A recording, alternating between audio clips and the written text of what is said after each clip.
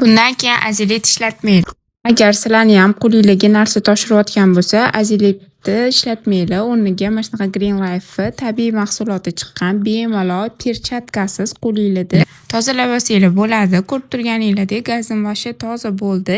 O'tgan safar qo'ygan videoyimda shu granit qozonni tozalagan edim. Granit qozonga azilit ishlatmang deb ko'p obunachilarim yozgani uchun bugun mana Green Life mahsulotini ishlatib ko'rdim. Effekti yaxshi, toza qildi.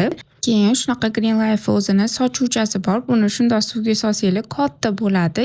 Oynalardan ham yaxshi effekt beradi. Artanglar o'zidan dog' qoldirmaydi. Uni bemalol mebellarga, даже gazlarning ustini ham shunda artdim. Yaltillab toza qilib berdi. Orada rakvinalarimni ham toza qilib tozalab oldim. Keyin ko'p Instagramda ko'rayotgan videolarimda geldan foydalanmanglar, o'rniga tabiiy gellardan foydalaninglar deb ko'pchilik aytayapti. Green Life ham shunaqa geli bor. Sizlar ham ishlatib ko'ringlar. Video manfaatli bo'lgan bo'lsa, like bosib, menga podpiska tashlab qo'yinglar.